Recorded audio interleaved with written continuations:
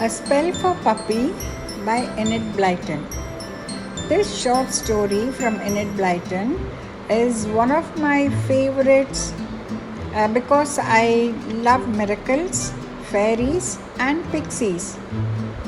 Who doesn't, right? Actually, I started believing in miracles.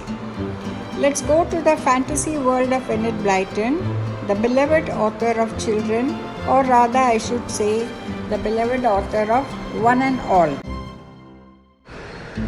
There was once a little girl called Joan. She had a great many toys, books, and games, almost everyone you could think of. You might have thought she would be happy with so many, but she wasn't. She hadn't the one thing that she really did badly want, and that was a real live puppy. Her mother didn't like dogs in the house and would never let her have a puppy or a kitten either. "Why do you keep saying you want a puppy to play with?" she often said impatiently to Joan. "You have so many lovely toys. What about your doll's house? You never play with that now, Joan. Get it out this morning and give it a good clean. Take it out into the garden.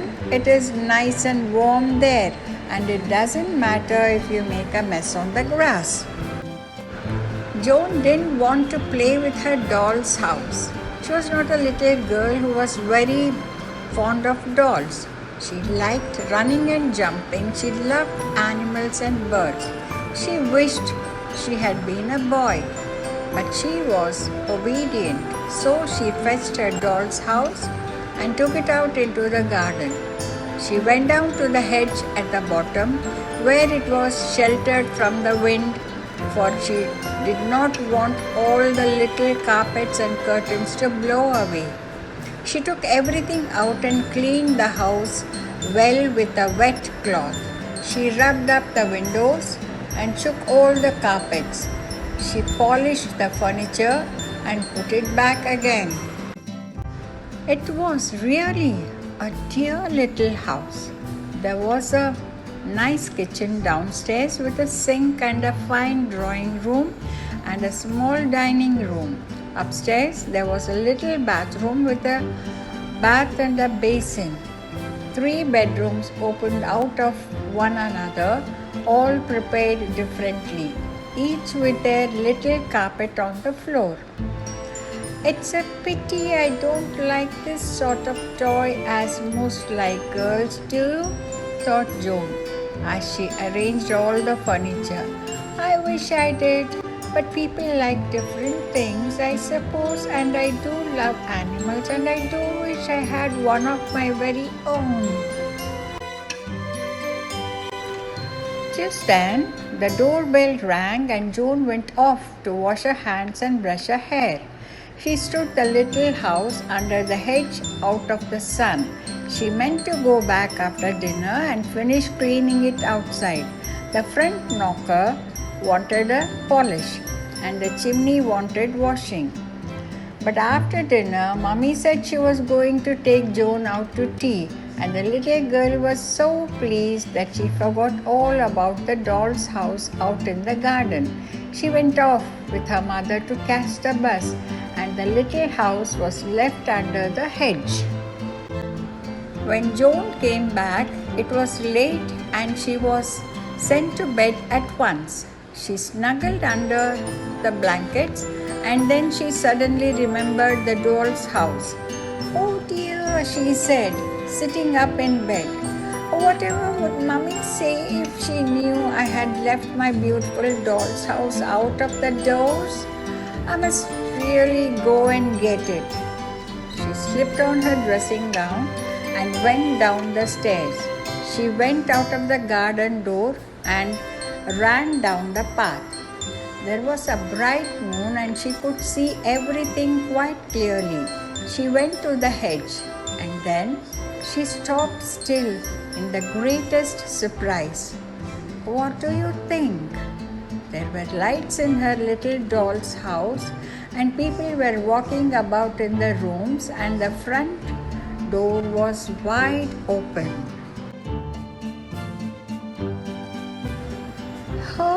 where is there? Thought Joan, in great excitement. She bent down to see, and to her great delight, she saw that the little folk inside were pixies with tiny wings. They were running about, talking at the top of their voices. They sounded like swallows twittering. Joan looked into one of the bedrooms through the window, and she saw, fast asleep in one of the small beds, a tiny pixie baby. It was really too good to be true. The little girl sighed with delight, and the pixies heard her. They slammed the front door at once, and then one of them opened a bedroom window and looked out. "Who are you?" they cried to Joan. "I'm the little girl this house belongs to," said Joan. "I've been cleaning it today and I left it here and forgot it. What are you doing here?" "Oh, we found it and thought it would do so nicely for us and our family," said the pixie in a disappointed voice. "You see, we lived in a nice hollow tree, but the woodman came and cut it down, and we hadn't a home. Then we came along by your hedge and saw this lovely house. It's just the right size for us, and as there didn't seem to be anyone living in it, we thought we would take it." "Well, I simply love to see you in it," said Joan. "I do really. Would you let it to us?" asked the pixie. "We would pay you rent if you liked." "Oh no," said Joan. "I don't want you to pay me for it. You can have it if you like. I'm very lucky to see you and talk to you, I think. I'm most excited. Really, I am." "How kind of you to let us have it," said the pixie, beaming all over her little pointed face. "Can we do something for you in return? Isn't there anything you want very much?" "Oh, well, yes, there is," said Joan. "I want a puppy dog very, very much. I have wanted one for years, but I have never had one." "We'll give you a spell for one," said the pixie. She ran downstairs and opened the front door. She held a very small box to Joan. "Take this," she said. "There is a spell inside. Blow it out of your window tonight and say, 'Puppy, puppy, come to me. Make me happy as can be. Puppy, puppy, come to me.'" "Oh, thank you," said Joan, more excited than ever. "Listen, Pixie, don't you think I'd better take your house to the woods tomorrow? The gardener often comes here, and he might be cross if he saw I'd left my house in the hedge." "Yes, that's a good idea," said the pixie. "We would like to be somewhere in the woods. Will you carry the house there tomorrow morning? We'll show you where we'd like it." "Yes, I will," promised Joan. "Now I must go. Good night, and thank you very much." She ran off, looking back to see the little windows of her doll's house lighted up so gaily. She went up to her bedroom and opened the small box.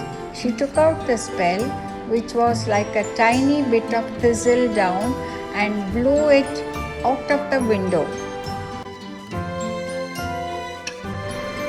"Puppy, puppy, come to me.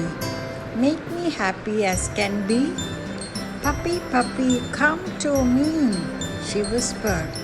Then she got into bed and fell fast asleep. Whatever do you think happened next morning?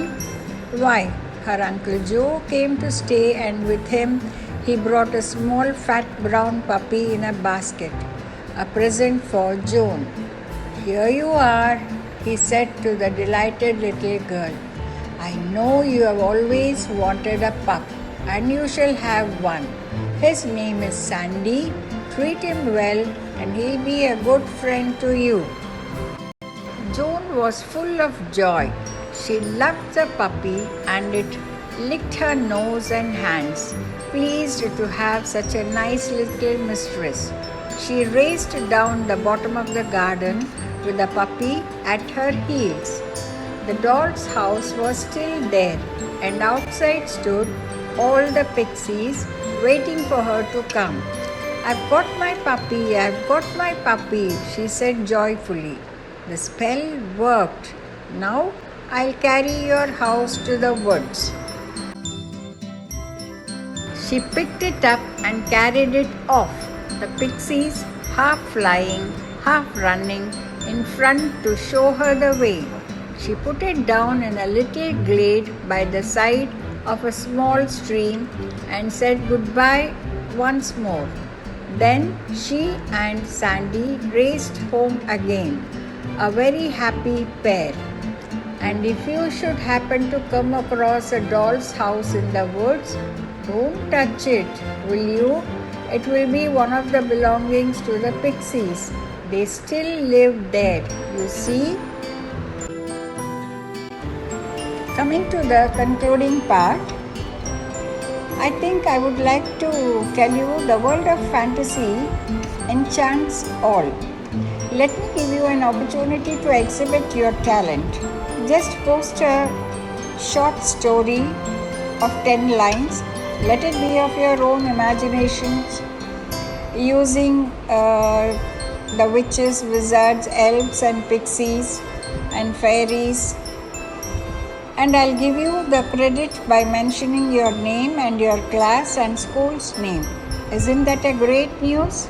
But yes, don't forget to subscribe, like, share and comment. Thank you for watching my video. Meet you in a short time.